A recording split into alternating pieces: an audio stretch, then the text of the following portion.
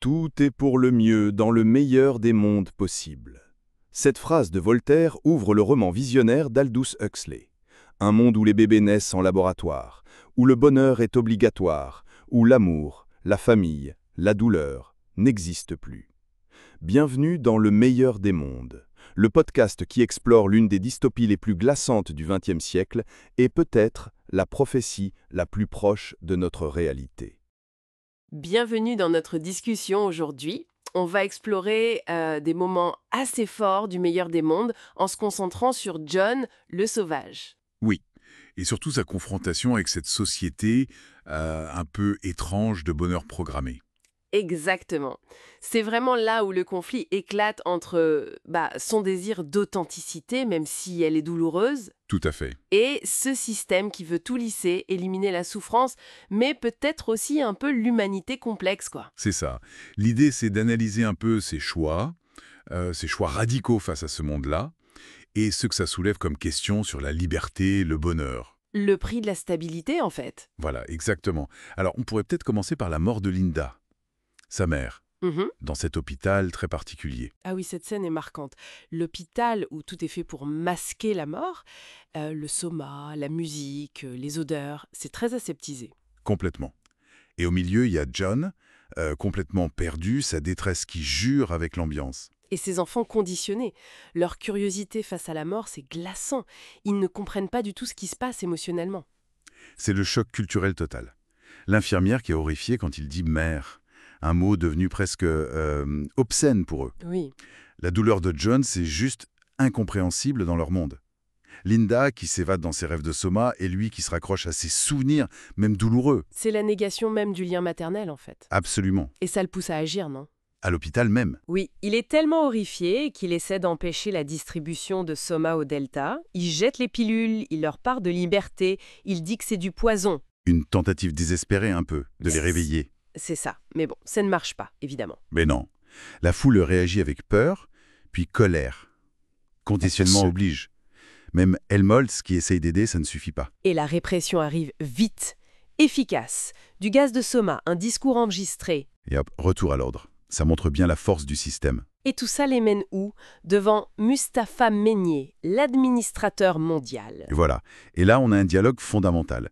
Meignet qui explique pourquoi l'art, le vrai art type Shakespeare, la science libre, la religion, c'est incompatible avec leur bonheur stable. Son argument est logique, dans son monde à lui. Oui, c'est ça qui est troublant. La stabilité avant tout. La vérité, la beauté, on fuit. Trop risqué, ça déstabilise. Dieu, plus besoin. Comment ça, plus besoin ? Meunier explique, plus de vieillesse, plus de perte réelle à compenser, donc plus besoin de consolation divine. Dieu devient une absence en quelque sorte. Le conditionnement remplace la foi. Et pour les émotions fortes, il reste quoi ? Ah, il y a le SPV, le succédané de passion violente. Un shoot chimique contrôlé, un ersatz, quoi. C'est là que John fait sa demande célèbre, presque un manifeste. Oui, je réclame le droit d'être malheureux, carrément. Le droit à la vieillesse, la maladie, la peur, la douleur, même le péché, tout ce que le monde nouveau a éliminé. Une revendication qui paraît complètement folle à Meunier. Il accepte, mais avec ironie. Pour lui, John réclame juste la souffrance inutile. L'incompréhension est totale, deux mondes irréconciliables. Du coup, John ne peut plus supporter ce monde. Il essaye de fuir, de s'isoler, Oui, il part dans un phare abandonné, il cherche à se purifier, il va même jusqu'à se flageller. pour expier la contamination de cette civilisation en quelque sorte. Mais ça ne dure pas. Non, parce que les médias s'en mêlent. Le film de Darwin Bonaparte. Le sauvage de Serré. Et voilà son ermitage transformé en attraction. L'isolement devient un spectacle. Impossible d'échapper au système. Et la fin est terrible. La foule qui vient le voir comme une bête curieuse. Ils veulent le voir se fouetter. Nous voulons le fouet. C'est glauque. Et Lénina arrive. L'élément déclencheur. Elle représente tout ce qu'il désire et méprise à la fois dans ce monde. Sa réaction est brutale, courtisane, il la fouette. Et là, c'est la contagion. La foule entre dans une sorte de transe collective. L'orginette porginée. L'émotion brute qui explose de façon totalement incontrôlée. Le lendemain matin, le dénouement. On le retrouve pendu. L'acte final de rejet.